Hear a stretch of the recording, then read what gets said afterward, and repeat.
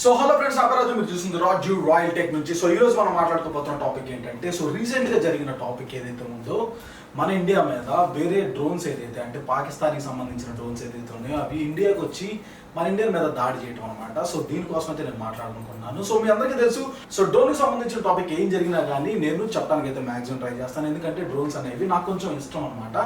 So దానికోసమే ఈ రోజు నేను ఈ డ్రోన్స్ గురించి మాట్లాడబోతున్నాను. ఇప్పటి వరకు మనం డ్రోన్స్ని మన రిక్రియేషన్ కోసం, హాబీ కోసం, లేకపోతే వెడ్డింగ్స్లోనో లేకపోతే ఏదైనా ఒక ప్లేసెస్లో మనం విజిట్ చేసినప్పుడు మనం వాటిని తీసుకోవడం కోసం కానీ లేకపోతే వేరే వేరే రిక్రియేషన్స్ కోసం మాత్రమే వాడుకునే వాళ్ళం.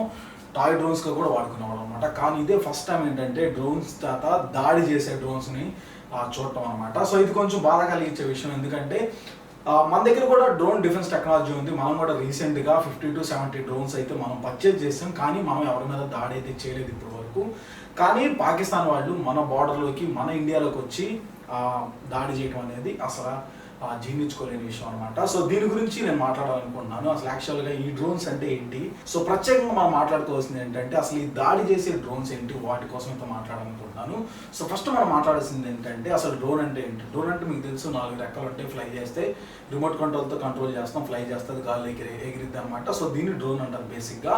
సో దీన్ని ఇప్పుడు మనకి ఒక యాంటీ వెపన్గా, అంటే ఒక వెపన్గా మన మీద ఎలా వాడుతున్నారు అనే దానికోసం అయితే మాట్లాడదాం. డ్రోన్స్లో 2 రకాలు అయితే ఉన్నాయి. సో అందులో మొదటి రకమైన డ్రోన్ ఏంటంటే దీనికి బాంబ్స్ అయితే సెట్ చేస్తారు వాళ్ళు. డ్రోన్ని వాళ్ళు ఫ్లై చేసినప్పుడు బాంబ్ని ఎక్కడ అయితే వాళ్ళు స్ట్రైక్ చేయాలనుకుంటున్నారో, ఎక్కడైతే జనం ఉంటారో లేకపోతే ఏదైనా ఒక టార్గెట్ని వాళ్ళు ఫిక్స్ చేసుకుంటారో కరెక్ట్గా ఆ టార్గెట్ మీద దాన్ని ఫైర్ చేసేటట్టు చేస్తారనమాట. ఇది ఒక రకమైన డ్రోన్ అనమాట. రెండో రకమైన డ్రోన్ ఏంటంటే అసలు ఆ డ్రోనే బాంబ్ అనమాట. వీళ్ళు ఎక్కడ కావాలంటే ఆ డ్రోన్ అక్కడ క్రాష్ చేస్తారనమాట. ఎక్కడైతే వీళ్ళు ఆ డ్రోన్ని పేల్చాలని ఫిక్స్ అవుతారో అక్కడికి తీసుకెళ్ళి ఆ ప్లేస్లో పెట్టి ఎనిమీస్ మీద అటాక్ అయితే చేస్తారనమాట. సో మన ఇండియాలో చూసుకున్నట్లుంటే పాకిస్తాన్ నుంచి వచ్చిన డ్రోన్ అనేది ఫస్ట్ సంబంధించిన డ్రోన్ అనమాట. అంటే బాంబ్స్ని మాత్రం జార విడిచి వెళ్ళిపోయింది. సో 2 weeks నుంచి మనం చూసుకున్నట్టుంటే కంటిన్యూస్గా ఇండియన్ బార్డర్లోకి డ్రోన్స్ అనేవి లోపలికి వస్తూనే ఉన్నాయి. సో ఇది కొంచెం బాధ కలిగించే విషయం, భయం కలిగించే విషయం, ఎందుకంటే బార్డర్ దాకా వచ్చిన డ్రోన్స్ ఇండియా లోపలికి వచ్చినాయి అంటే జనాల మీద ఒకవేళ బాంబింగ్ చేస్తే మాత్రం దాని పరిణామం చాలా తీవ్రంగా అయితే ఉండేది అనమాట. సో నెక్స్ట్ మనం మాట్లాడుకోవాల్సింది ఏంటంటే అసలు మెయిన్గా ఇంటెలిజెన్స్, ఏఐకి సంబంధించిన డ్రోన్ అంటే ఏంటి. సో మనం హాలీవుడ్ సినిమాల్లో చాలా సార్లు చూసుంటాం, కాకపోతే అది డ్రోన్ అని మనం అంత స్పెసిఫిక్గా చూసుంటాం. సో ఏ సినిమాలైనా కానీ వాళ్ళు ఏదైనా ఎయిర్ డిఫెన్స్ టెక్నాలజీలో వాళ్ళు మాట్లాడితే మాత్రం ఫస్ట్ మనకు చూపించేది ఏంటంటే ఒక డ్రోన్ ఆటోమేటిక్ ఇట్లా ఫ్లై వెళ్ళిపోవటం అనమాట. ఏంటి అంటే అది మానవ రహిత విమానం అనమాట. దాంట్లో పైలట్ అనే వాళ్ళు ఉండరు, ఓన్లీ కమాండ్స్తో మాత్రమే పనిచేస్తూ ఉంటుంది. దాంట్లో వాళ్ళు మెసేజ్ పంపించచ్చు, అట్ ది సేమ్ టైం ఎవరినైనా గుర్తించాలన్నా వాడుకోవచ్చు. ఇలా గుర్తించడం కోసం వాళ్ళు వాడింది ఎప్పుడంటే పాలస్తీనా వాళ్ళు వాడారు. At the same time US వాళ్ళు ఒసామా బిన్ లాడన్ని పట్టుకోవడానికి వాడింది కూడా ఇలాంటి డ్రోన్ ద్వారానే. వాళ్ళు ఎక్కడ ఉన్నారు, ఏ ప్లేస్లో ఉన్నారు, ఎక్కడెక్కడ తిరుగుతున్నారు అవంతా రాడార్స్ కూడా అందనంత ఎత్తులో ఎగిరే డ్రోన్స్తో మాత్రమే వాళ్ళు ప్రతి ఒక్క విషయాన్ని చెక్ చేయగలిగారు అనమాట. ఈ డ్రోన్స్ అనేవి చాలా పెద్ద డ్రోన్స్, కాకపోతే మన ఎవరికి కనపడకుండా ఎత్తులో ఎగురుతూ ఉంటాయి. కానీ ఇప్పుడు వచ్చిన డ్రోన్స్ అనేవి చిన్న డ్రోన్స్, మనం నార్మల్గా ఏదైతే ఫ్లై చేసుకుంటామో అలాంటి డ్రోన్స్ అనమాట. ఇలాంటి డ్రోన్స్తో మనకి దాడి చేయటం వల్ల ఏమైందంటే సో జనాలు భయభ్రాంతులకు గురవడం లోనయ్యారు అనమాట. ఎందుకంటే ఈ డ్రోన్స్ అనేవి చూడటానికి నార్మల్ డ్రోన్గానే ఉండిద్ది, ఇది బాంబ్ వేసే డ్రోన్, బాంబింగ్ డ్రోన్ అని మాత్రం ఎవరికీ తెలియదు అనమాట. సో దానికోసం ఏంటంటే నార్మల్ డ్రోన్ అనుకుంటాం, అది అలా ఫ్లై చేస్తాం, మన దగ్గరికి వచ్చిందంటే మనకు స్పెసిఫిక్గా ఆ డ్రోన్ ఏంటో మనకు తెలియదు కాబట్టి సో ఒకవేళ దాడి చేయాలనుకుంటే ఇది ఒక కొత్త రకమైన యుద్ధ దాడి అనమాట. సో దీని నుంచి మనం ఖచ్చితంగా డిఫెండ్ అయితే అవ్వాలి. ఇప్పుడు మనం మాట్లాడుకోవాల్సిన ప్రత్యేకమైన విషయం ఏంటంటే అసలు ఏ కంట్రీస్ వాళ్ళు ఎలాంటి డిఫెన్స్ సిస్టమ్ని అయితే వాడుతున్నారు. సో మీ అందరికీ తెలుసు, డిఫెన్స్ సిస్టమ్ అనగానే ఇజ్రాయెల్ అయితే గుర్తొచ్చింది, ఎందుకంటే ఇజ్రాయెల్లో వాళ్ళు ఐరన్ డోమ్ని అయితే వాడుతున్నారు అనమాట. ఆ ఐరన్ డోమ్ వల్ల వాళ్ళకి ఎలాంటి ప్రమాదం జరగకుండా బాంబ్స్ కానీ లేకపోతే ఏరియల్ డ్రోన్స్ కానీ ఎలాంటివి వాళ్ళ దేశం లోపలికి వచ్చి దాడి చేసే అవకాశం లేకుండా టెక్నాలజీని అయితే వాళ్ళు డెవలప్ చేసుకున్నారనమాట. సో ఇక మనం యూఎస్ చూసుకున్నట్లుంటే మాత్రం వాళ్ళు ఎండ్ టు ఎండ్ అనే దాన్ని అయితే వాడుతున్నారు అనమాట. సో దీనివల్ల ఏంటంటే వాళ్ళు బాంబింగ్ చేయడానికి ఏదైతే డ్రోన్స్ వాళ్ళ దేశంలోకి ప్రవేశిస్తాయో లేకపోతే ఆర్మీ ట్రూప్స్ దగ్గరికి ప్రవేశిస్తాయో ఆ దగ్గరికి వచ్చే 3-5 kilometers లోపే ఆ డ్రోన్ని వాళ్ళ దగ్గర ఉన్న మెకానిజం గుర్తించింది. దాంతోనే లేజర్తో అయితే ఫైర్ చేసి ఆ డ్రోన్ అయితే కుప్పకూల్ చేసింది. లేకపోతే జామర్ ఆన్ చేయగానే ఆటోమేటిక్గా ఆ జోన్లోకి రాగానే ఎయిర్ క్రాఫ్ట్ అనేది ఆటోమేటిక్గా కొలాప్స్ అయిపోయింది అనమాట. అంటే డ్రోన్ అనేది ఆటోమేటిక్గా కంట్రోల్ తప్పి కొలాప్స్ అయితే అయిపోయింది అనమాట. సో దీనివల్ల ఏంటంటే వాళ్ళు ప్రజల్ని కాపాడుకుంటారు, అట్ ది సేమ్ టైం వాళ్ళ మిలిటరీ బేసెస్ ఏదైతే ఉంటాయో వాళ్ళని కూడా కాపాడుకునే అవకాశం ఉంది. ఎందుకు అని అంటే మెయిన్గా మనం చూసుకున్నట్లుంటే ఇప్పుడు వాళ్ళు యుద్ధ తంత్రాన్ని వాడుతుంది ఈ చిన్న చిన్న డ్రోన్స్తోనే దాడి చేయడానికి అయితే స్టార్ట్ చేశారు. సో మీ అందరికీ తెలుసు 2021లోనే డ్రోన్స్తో దాడి చేస్తున్నారంటే 2025, 30 వచ్చే టైంకి అసలు డ్రోన్సే కీలకంగా మారిపోతాయి అన్నమాట. దేశం టు దేశం మనుషులు వచ్చి యుద్ధం చేయకుండా ఇలా డ్రోన్స్తోనే బాంబులు వేసి దేశాన్ని నాశనం చేసేసే ప్రమాదం ఉంది కాబట్టి సో దీని నుంచి మనం ఏదో ఒక మెకానిజాన్ని ఫాస్ట్గా డెవలప్ చేసుకోవాల్సి ఉంటుంది. సో వివిధ దేశాల్లో మనం చూసుకున్నట్లుంటే ఎంతోమంది ఎన్నో రకమైన డిఫెన్స్ సిస్టమ్స్ని అయితే వాడుతున్నారు.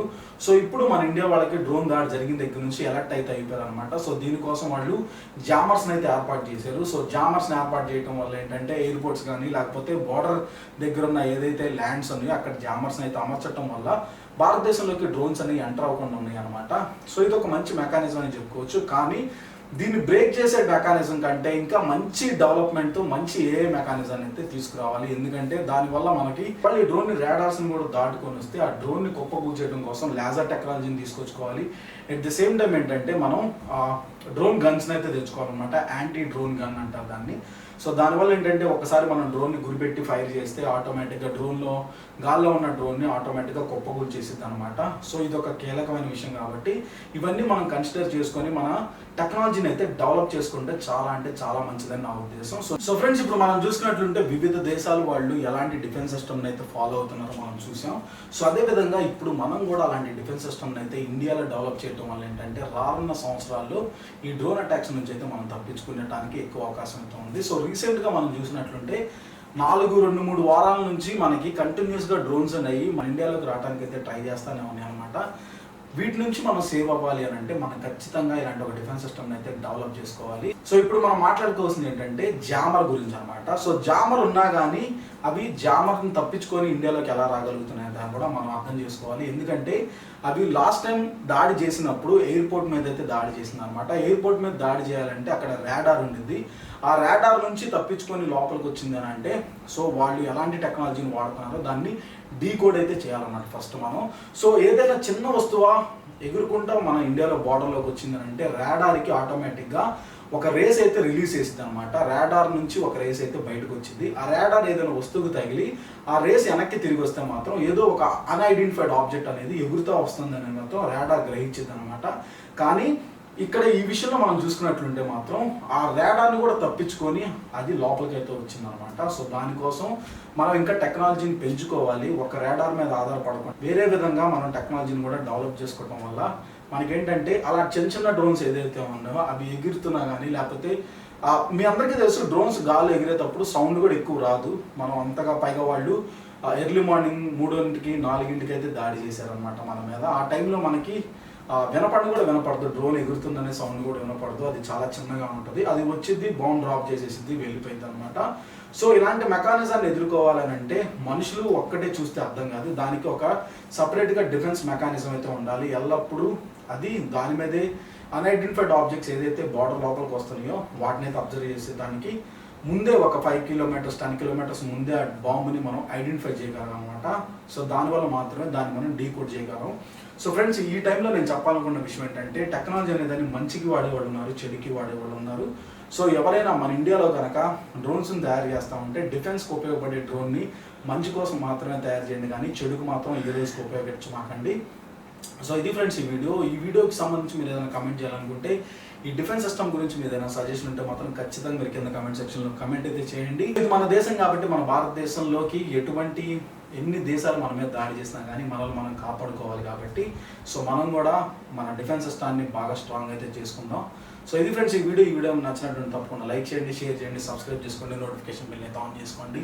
Until then this is Raju signing of.